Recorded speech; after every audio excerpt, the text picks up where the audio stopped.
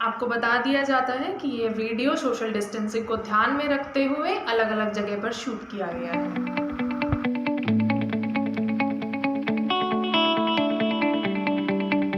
नमस्कार दोस्तों, मैं महिमा सूर्यवंशी आप सभी युवा साथियों के लिए लेकर आई हूँ एक अनोखा चैट शो जिसका नाम है द लॉकडाउन चैट शो। जैसा कि आप सभी जानते हैं कि पूरा विश्व कोरोना वायरस या कोविड-19 महामारी से जूझ रहा है, जिसके चलते हर व्यक्ति परेशान है और युवाओं में तो रोष दिन प्रतिदिन बढ़ता ही जा रहा है। एक युवा होने के नाते मैं अपने युवा साथियों की समस्याओं को अच्छे से समझ सकती हूँ और आज इन्हीं समस्याओं का हल जानने की कोशिश हम इस चैट शो पर करेंगे। हमारे बीच उपस्थित हैं युवा समस्या एक्सपर्ट श्री राकेश मेहता जी। वैसे तो इनके व्यक्तित्व को किसी परिचय की जरूरत नहीं, लेकिन मैं फिर भी आपको बता देना चाहूंगी कि एयरफोर्स में अपनी सेवाएं देने के बाद इन्होंने समाज सेवा को अपनाया और युवाओं के बीच यह एक मोटिवेशनल स्पीकर के रूप में भी प्रसिद्ध है। आइए शुरू करते हैं इनसे अपनी चर्चा। नमस्कार सर, आपका स्वागत है हमारे इस चैट शो। नमस्कार। सबसे पहले मैं आपसे एक पर्सनल क्वेश्चन पूछना चाहूंगी कि क्या इस लॉकडाउन ने कहीं ना कहीं हमें आलसी बना दिया है? क्या आप भी ऐसा फील करते हैं और आपका डेली रूटीन क्या है? जी, मैं अपना उत्तर देने से पहले आपको बहुत बहुत बधाई देना चाहूँगा कि इस लॉकडाउन पीरियड में भी आपने युवा हित में कुछ ऐसा करने का प्रयास किया और ऐसा आपका श्रेष्ठ संकल्प है कि ऐसे समय पे भी हम उन्हें कुछ दे सकें। अब जहाँ तक बात आती है मेरे रूटीन की या मेरी दिनचर्या की, तो पहले मैं 3:30 बजे उठा करता था सुबह, जिसे आप अक्सर रात भी कहते हैं। और इस लॉकडाउन में बहुत सारी व्यस्तता होने के कारण और बहुत सारे नए काम होने के कारण अब मुझे 2:30 या 3 बजे भी उठना पड़ता है। और उसके बाद मेडिटेशन का जो हमारा टाइम था, वो थोड़ा पहले करना पड़ गया। अब उसके बाद हम फ्रेश वगैरह हो करके अपना लाइव मीटिंग्स होती हैं, हमारी स्पिरिचुअल मीटिंग्स होती हैं और ये ख़त्म होते होते 8:30 बज जाते हैं। अब उसके बाद फिर कुछ फैमिली के साथ टाइम बिताना, कुछ पेरेंट्स को, अपने मेरे फादर को देखना और उसके बाद नाश्ता करते करते 10 बज जाते हैं। फिर हम सब लोग मिल करके कोई ना कोई एक काम पकड़ लेते हैं। हम अपना कोई ना कोई घर का सफाई का या कोई गार्डनिंग का या कोई सेटिंग करनी है। और इस दौरान बीच में हमारी कॉल्स भी चलती रहती हैं, जैसे कि मैं आजकल काउंसलिंग वगैरह भी करता हूँ। तो स्पेशली जो सीनियर सिटीजन्स हैं, कुछ अपने घरों से नहीं निकल पाते हैं, उनकी कोई ना कोई प्रॉब्लम्स होती हैं, तो वो मैं फ़ोन पर ही सॉल्व करता हूँ। इसके बाद फिर कुछ अपनी स्टडीज़ वगैरह हो जाती हैं और लंच का टाइम हो जाता है। फिर ये जो लंच है हमारा, इसमें हम लोग बहुत अच्छा एक कलेक्टिव पार्टिसिपेशन करते हैं और हम उसे प्रिपरेशन करते हुए कलेक्टिवली करते हैं। और फिर थोड़ा-सा टाइम मिलता है तो हम जो सोशल मीडिया है उस पर अपना थोड़ा टाइम व्यतीत करते हैं। लेकिन ये सोशल मीडिया मैं आपको बता दूँ कि बहुत एसेंशियल वाला जो होता है, उसी के ऊपर टाइम लगाया जाता है। मेरे कुछ 2 यूट्यूब चैनल्स भी चलते हैं। एक रेडियो, इंटरनेट रेडियो है, उस पे मुझे कुछ ना कुछ देना होता है और ये बहुत ज़रूरी चीज़ें हैं, ये मेरी चलती रहती हैं, इनकी तैयारी होती है।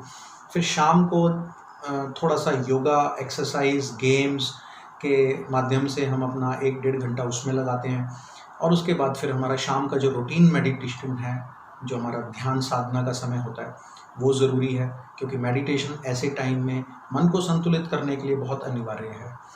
और ऐसे करते-करते हमारा फिर डिनर का टाइम हो जाता है और रात को कुछ आज बहुत अच्छे सीरियल्स आ रहे हैं टीवी में, जैसे रामायण है, तो वो 9 बजे या जब टाइम मिल जाए तो वो देख लेते हैं। और उसके अलावा अगर टाइम बचता है तो फिर थोड़ा-सा स्टडीज़, स्पिरिचुअल जो हम आध्यात्मिक अध्ययन करते हैं, स्पिरिचुअल स्टडीज़ करते हैं, उसमें हमारा टाइम लगता है। और फिर उसके बाद जो भी वीडियोज़ के ऊपर मुझे मैसेजेस देने होते हैं, रेडियो पे मैसेज देने होते हैं, उनकी रिकॉर्डिंग होती है, फिर उनकी एडिटिंग होती है और सोने से पहले फिर से एक बार हम मेडिटेशन करते हैं। और यहाँ मैं आपको बता दूँ कि हम ऐसे में ज़रूर एक ना एक स्पिरिचुअल स्टोरी ज़रूर सुनते हैं, एक मोटिवेशनल स्टोरी सुना के ही फिर हम सोते हैं। तो इस तरीके से हमारे को सोते-सोते भी 10 साढ़े 10 बज जाते हैं। तो अब आप ये बताइए कि इसमें कहीं आलस नज़र आया या कोई आलस की गुंजाइश भी है? मुझे तो टाइम ही नहीं मिलता है ऐसे में तो। तो हाँ, जिसको कोई काम नहीं करना, अलबेलेपन में रहना है, वो केवल आलसी ही नहीं बनेगा, वो शारीरिक और मानसिक रूप से अस्वस्थ भी हो जाएगा। बहुत कमाल की बात है जहां लोगों का टाइम पास नहीं हो रहा और आपके पास टाइम ही नहीं है। लेकिन क्या ये बात युवा पीढ़ी पर भी लागू होती है? वो अलग रहना पसंद करते हैं, वो किसी बंधन में नहीं बनकर रहना चाहते, आज़ाद ख्यालों के होते हैं। आप इस पर क्या कहना चाहेंगे? जी, बिल्कुल सही कहा आपने कि युवा जो हैं आज़ाद ख़्यालों के होते हैं और उन्हें बिल्कुल भी बंधनों में रहना अच्छा नहीं लगता। इंटरफेरेंस उन्हें बिल्कुल पसंद नहीं होती। वैसे भी अगर आप देखें कि युवा को अगर हम उल्टा कर दें तो क्या बनता है? वायु। वायु माना शक्ति, वेग, पावर, ऊर्जा। तो यदि हम इसका सही प्रयोग करें तो हम बहुत अच्छी चीज़ें बना सकते हैं, इसे हम बहुत अच्छे प्रयोग में ला सकते हैं। लेकिन अगर इसी का प्रेशर जो होता है, डेंसिटी, प्रेशर की डेंसिटी जो अगर बढ़ जाए तो आउट ऑफ कंट्रोल हो जाता है और साइक्लोन्स भी आ जाते हैं। तो इसी प्रकार युवा की शक्ति को अगर उसको सही मार्गदर्शन दिया जाए, अगर उसको सही रास्ता दिखाया जाए तो हम उसको बहुत अच्छे-अच्छे कार्य करा सकते हैं, बहुत क्रिएटिव काम करवा सकते हैं एंड हम this can lead to the success, वो सफलता की ओर ले जा सकते हैं। कभी-कभी बंधन अच्छे होते हैं, तो हमें ये समझना चाहिए कि अ, केवल बंधन बंधने का मतलब नहीं है, बंधन वो मर्यादाएँ हैं, जिनमें हम रह करके उन रूल्स और रेगुलेशंस में रह करके हम अपने आप को एक सुनिश्चित तरीके से अपने सक्सेस की तरफ बढ़ सकते हैं।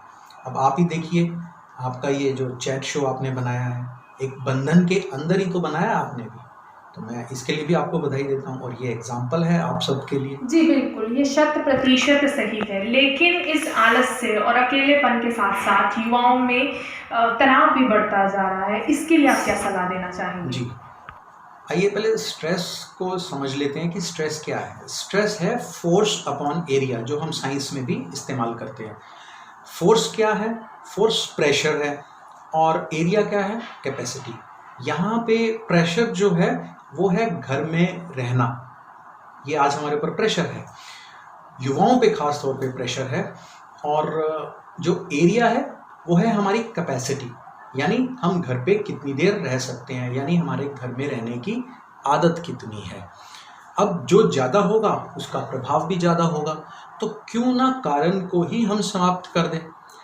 अब हमें अपनी क्षमता को बढ़ाना होगा, क्योंकि आने वाले समय में बहुत सारी चेंजेस होने वाली हैं। आप देखेंगे वर्क कल्चर चेंज हो रहा है, उसके बाद बिहेवियरल चेंजेस बहुत आपको देखेंगे और ये सब आपको चैलेंज करेंगे, आपकी कैपेसिटी को चैलेंज करेंगे।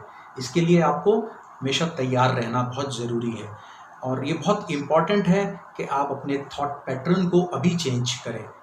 इस टाइम पर समस्याएं अनेक हैं और इनके प्रकार भी अलग अलग होंगे, जिन्हें समझना बहुत मुश्किल हो जाएगा।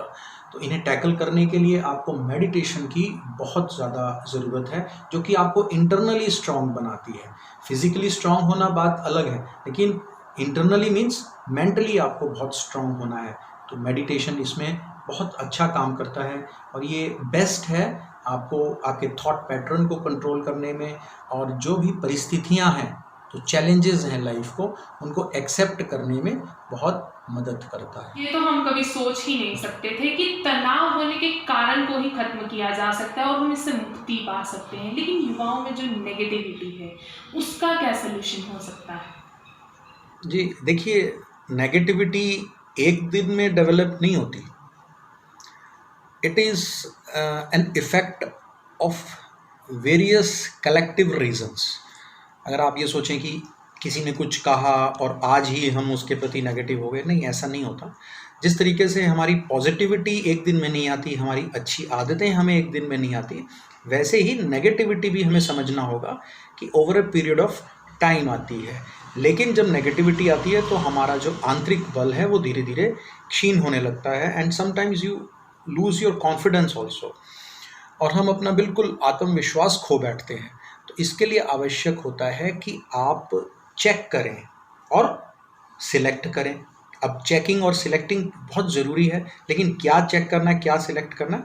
आपके थॉट्स को चेक करना है।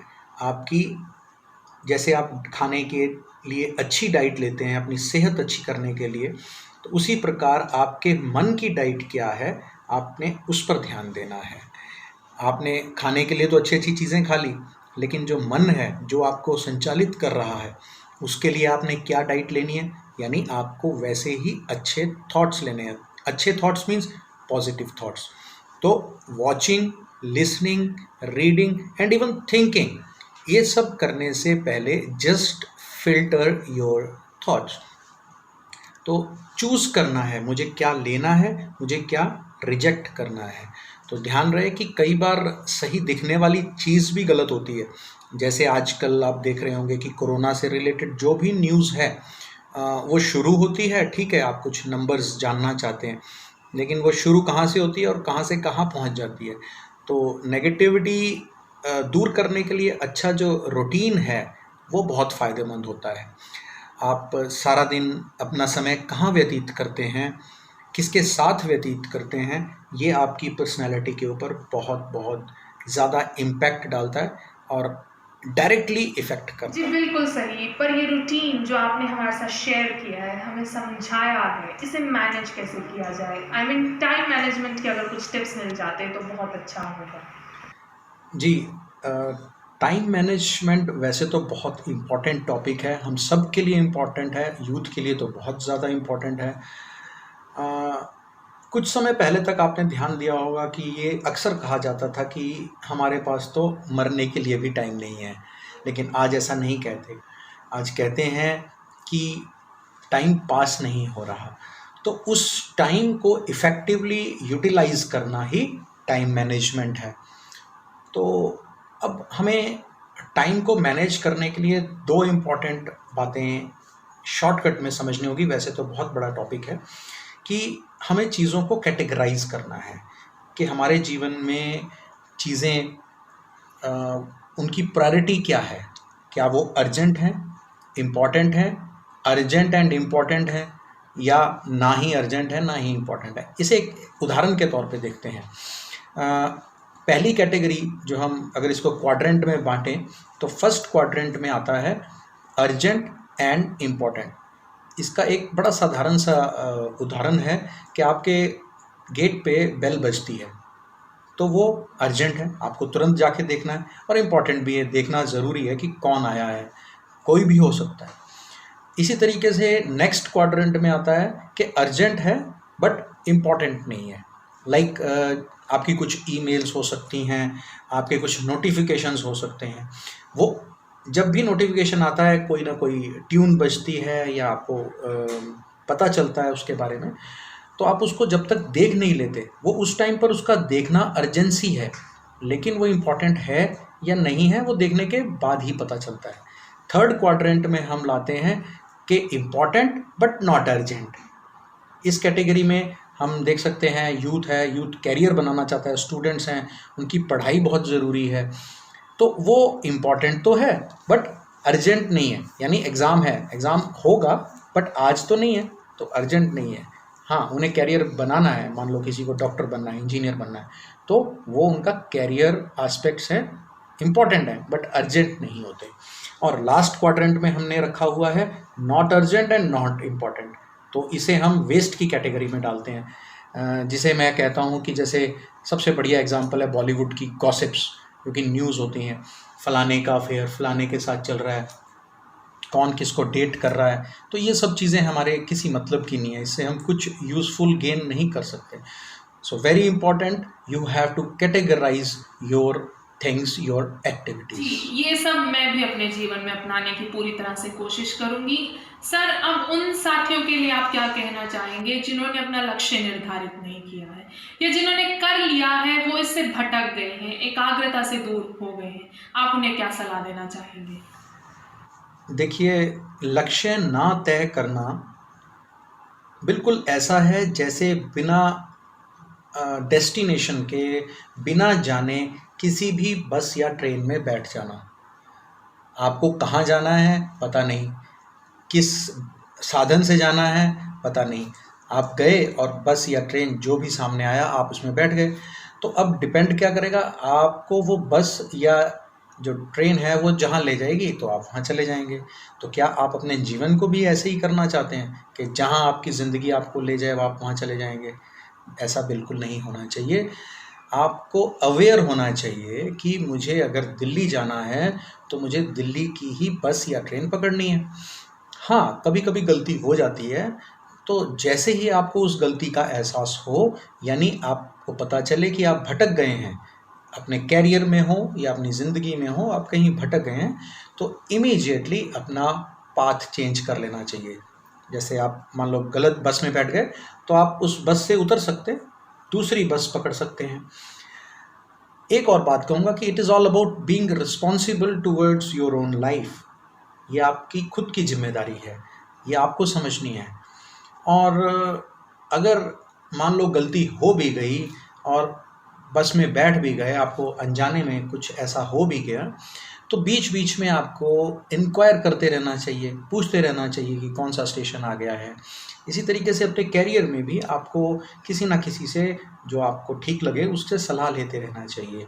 You can take help and support of the people around you. Goal set करने में आपकी बताई बातें मेरे युवा साथियों के जरूर काम आएंगी। पर सर कुछ युवा ऐसे भी हैं जो खुद कमाकर अपना और अपने परिवार का खर्च चला रहे हैं। ऐसे में वो क्या करें? वो किसी भी तबके से हो, चाहे अमीर, गरीब या मध्यम वर्गीय। जी, बिल्कुल, मैं ऐसे बहुत से युवाओं को जानता हूँ जो अपने साथ-साथ अपने घर की देखभाल कर रहे हैं। मैं जानता हूँ ये समय बहुत ही कष्टदायक है, समस्याएँ हैं उनके लिए, लेकिन मैं आपको विश्वास दिलाता हूँ कि जहाँ समस्या होती है, वहाँ समाधान भी होता है। तो आप बिल्कुल निराश ना हों। और आजकल तो वैसे भी ऑनलाइन बहुत कुछ है करने के लिए युवाओं के पास में। आप क्रिएटिव काम कर सकते हैं, अगर आपकी लेखन कला बहुत अच्छी है तो आप कंटेंट राइटिंग कर सकते हैं, मेडिकल ट्रांसक्रिप्शन का काम कर सकते हैं। आईटी वाले जो भी लोग हैं, युवा हैं, उनके लिए तो कोई दिक्कत की बात ही नहीं है। इसके अलावा आप सिंगिंग में बहुत अच्छा ट्राई कर सकते हैं, ये भी आजकल ऑनलाइन हो रहा है। टाइपिंग का बहुत सारा काम मिल जाता है, पब्लिशिंग का बहुत सारा काम मिल जाता है, तो निराश होने की आवश्यकता नहीं है। और हाँ, अगर कुछ काम नहीं भी है तो आप अपनी स्किल्स को बढ़ाइए, उनको एनहांस कीजिए, अपनी पर्सनैलिटी को डेवलप कीजिए। जो समय जॉब में रहते आप नहीं कर सकते थे, तो ये समय है आप उसको कर सकते हैं अभी। और मैं ऐसे युवाओं को बहुत-बहुत बधाई देना चाहता हूँ और उनके भविष्य के लिए मंगल कामना भी करता हूँ। आशा है कि लॉकडाउन चैट शो की हमारी छोटी सी पहल आप सभी को जरूर पसंद आई होगी और जो टिप्स सर ने हमें बताए हैं वो हम युवाओं के जीवन में बहुत कारगर साबित होंगे, एक पॉजिटिव चेंज लेकर आएंगे। आपके मन में अगर कोई सवाल या शंका है तो आप हमें कांटेक्ट कर सकते हैं और आपको हमारा शो कैसा लगा हमें जरूर बताइएगा। जल्दी मिलेंगे एक नए मुद्दे के साथ। Till then stay safe, stay home and stay healthy. Thank